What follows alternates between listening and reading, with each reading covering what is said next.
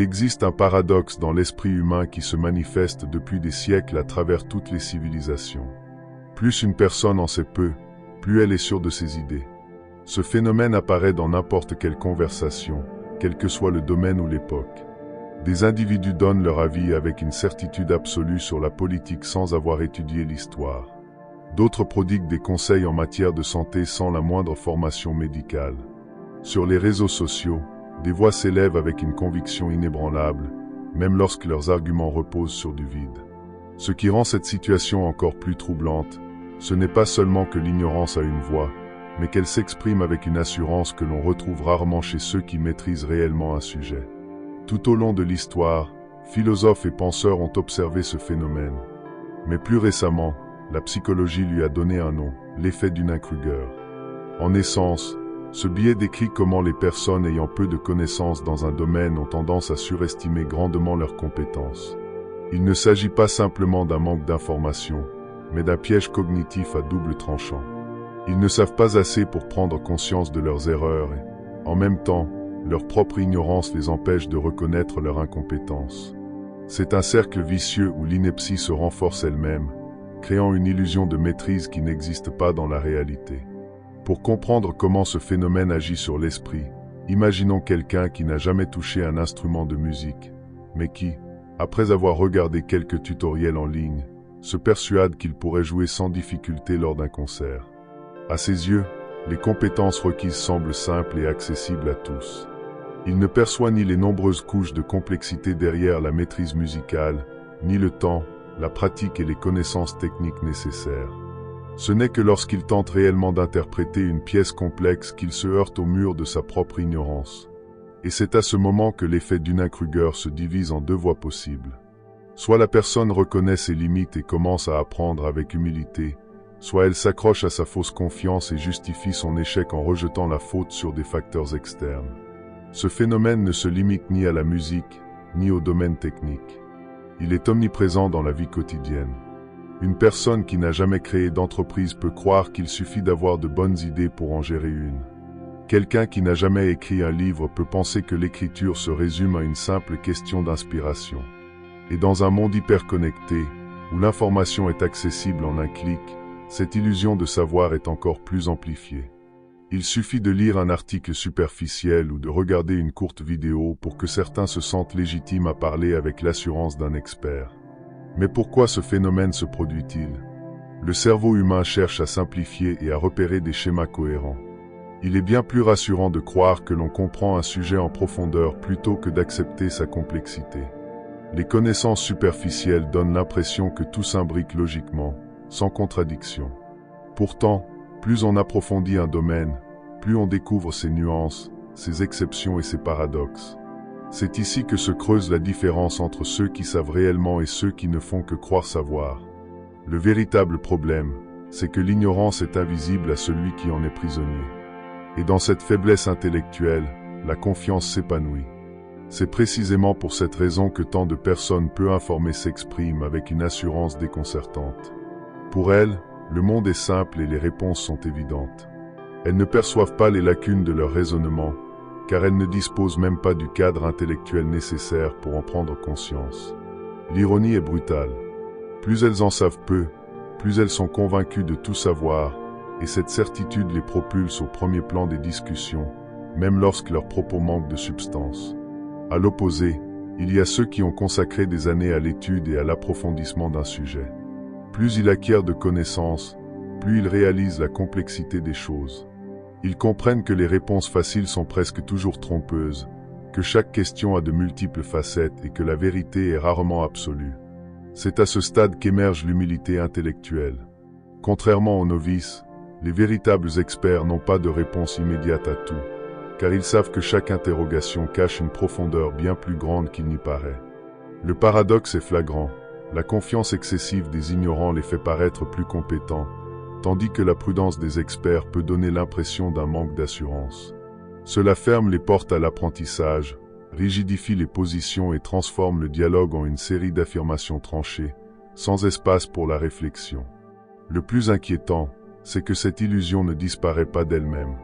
Sans un effort conscient pour se remettre en question, pour douter et pour apprendre, cette fausse confiance se perpétue. Et c'est ici que se trouve la clé pour échapper à ce piège mental. Comprendre que le véritable savoir ne se ressent pas comme une certitude absolue, mais comme un élargissement perpétuel des questionnements. La véritable sagesse commence lorsque l'on accepte sa propre ignorance, lorsque l'on cesse de voir le monde à travers des réponses simplistes et que l'on commence à en explorer toute la complexité. Si l'intelligence devait se définir en un seul concept, ce ne serait pas la certitude, mais le doute. Lorsqu'une personne s'immerge dans un domaine de connaissance, la première chose qu'elle découvre, c'est la complexité qui l'entoure. Ce qui semblait simple de l'extérieur se transforme en un labyrinthe de détails, d'exceptions et de contradictions. La confiance initiale s'efface, laissant place à une prise de conscience inattendue. Il y a bien plus à apprendre qu'on ne l'imaginait. C'est le moment charnière où l'arrogance de l'ignorance cède la place à l'humilité du véritable savoir. Mais un étrange paradoxe apparaît ici. Tandis que ceux qui en savent peu ont tendance à surestimer leur compréhension, ceux qui possèdent un réel savoir ont plutôt tendance à se sous-estimer, non pas par manque de confiance, mais parce qu'ils ont vu de près la profondeur du sujet et compris que la réalité est rarement absolue. Un scientifique qui étudie un phénomène naturel depuis des décennies n'osera pas faire des affirmations catégoriques sans nuance.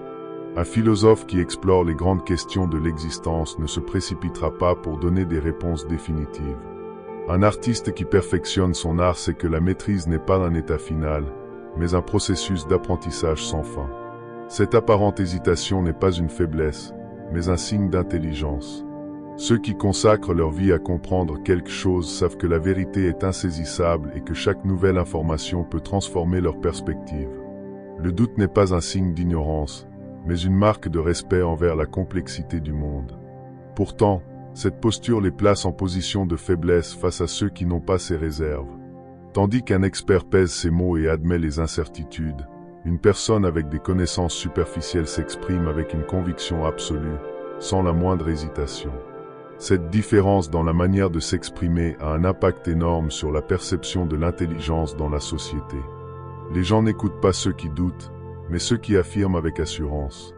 Un politicien qui promet des solutions rapides et radicales séduira davantage qu'un analyste détaillant les obstacles à une véritable réforme.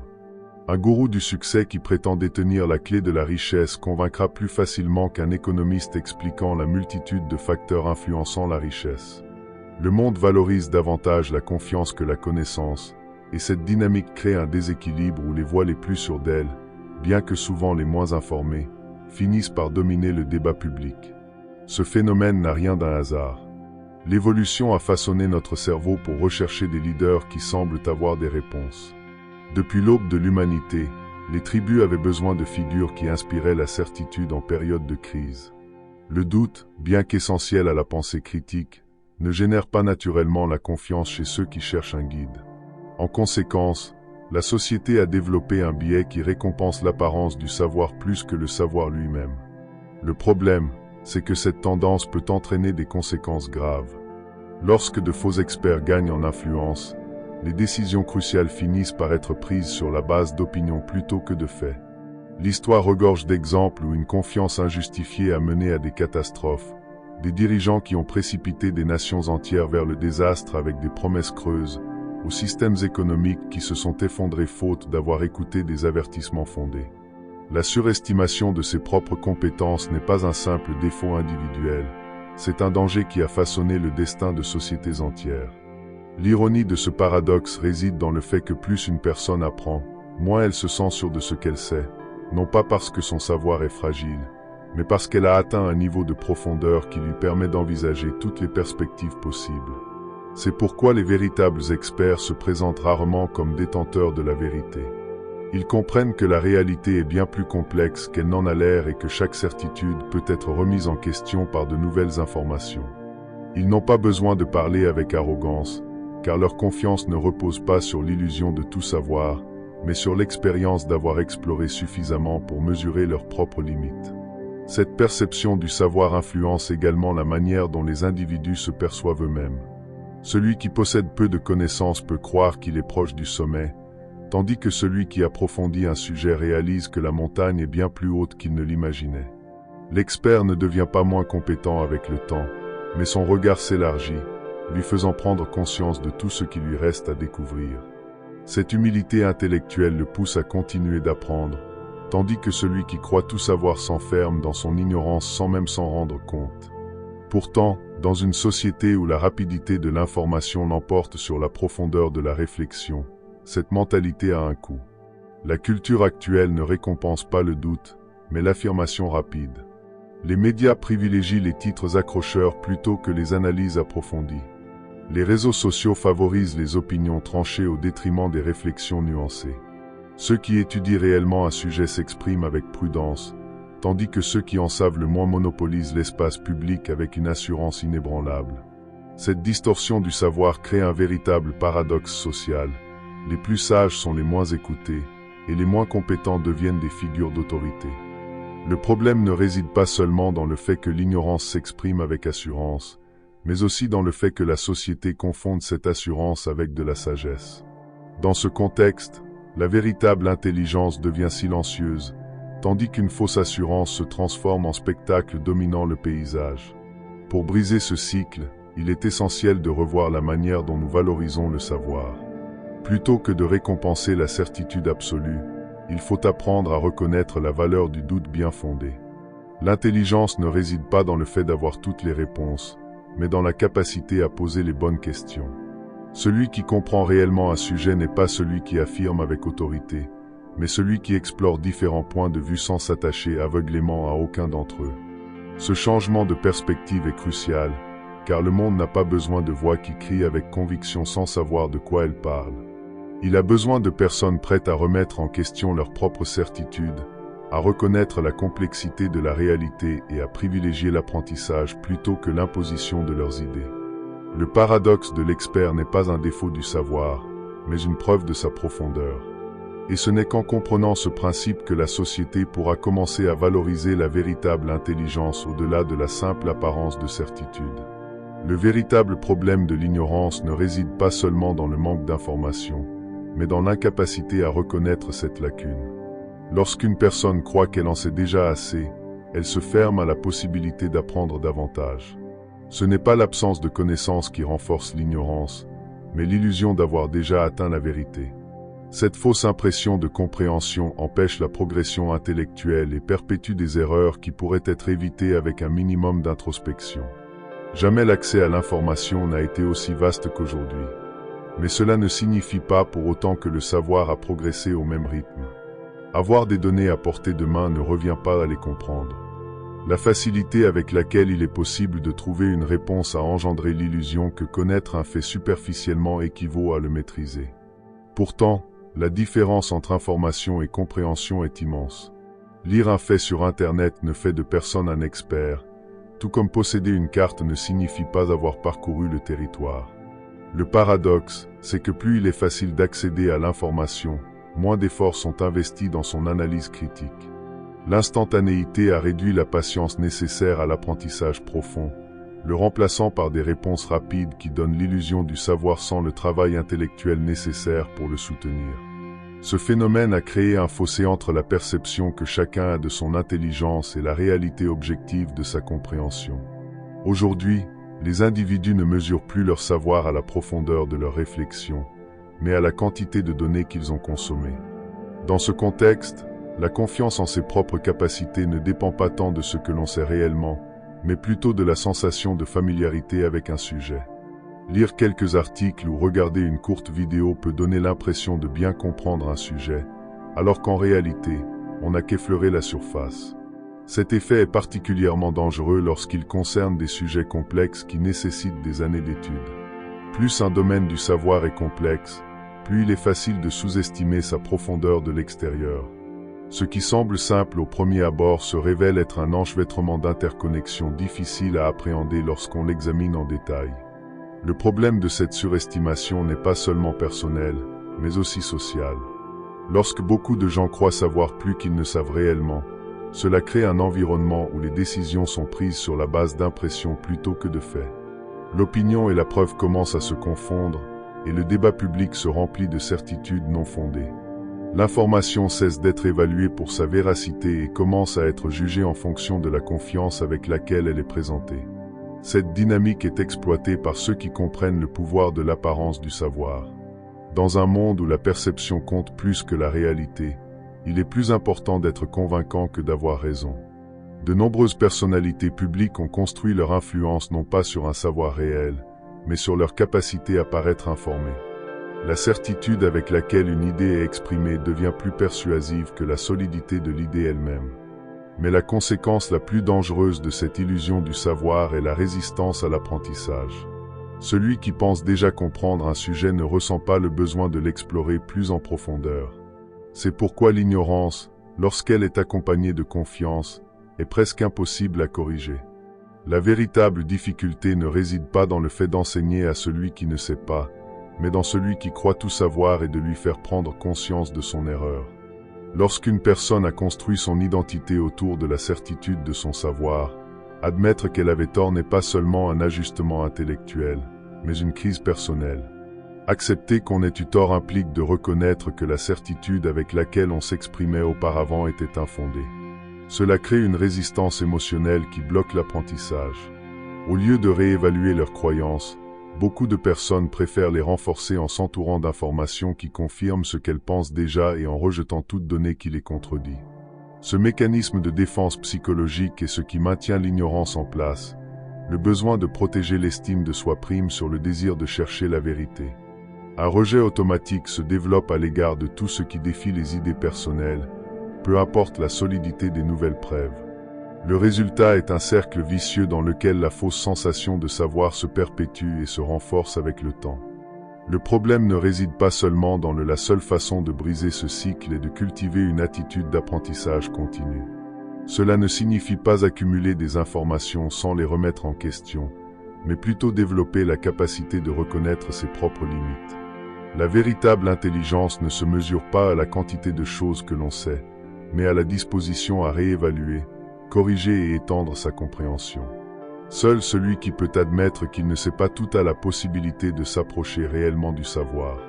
Cependant, cette attitude nécessite quelque chose qui va à l'encontre de la tendance naturelle de l'être humain, l'humilité intellectuelle. Être prêt à changer d'avis implique d'accepter la possibilité de se tromper. Et cela n'est pas facile dans une société qui associe la certitude à l'autorité. La culture contemporaine récompense ceux qui défendent leurs opinions avec fermeté et non ceux qui sont prêts à les modifier en fonction de nouvelles preuves.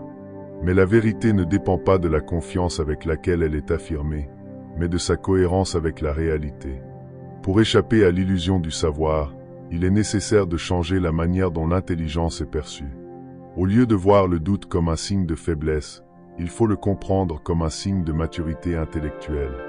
Plutôt que de chercher des réponses absolues, il est plus utile d'apprendre à poser de meilleures questions. Et surtout, au lieu de mesurer le savoir par la quantité de données que l'on possède, il faut l'évaluer selon la capacité à comprendre son contexte et ses limites.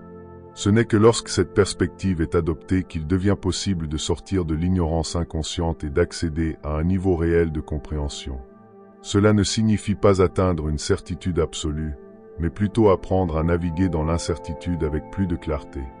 Parce que le véritable savoir n'est pas l'accumulation d'informations, mais le développement d'un esprit suffisamment lucide pour reconnaître qu'il y a toujours plus à découvrir.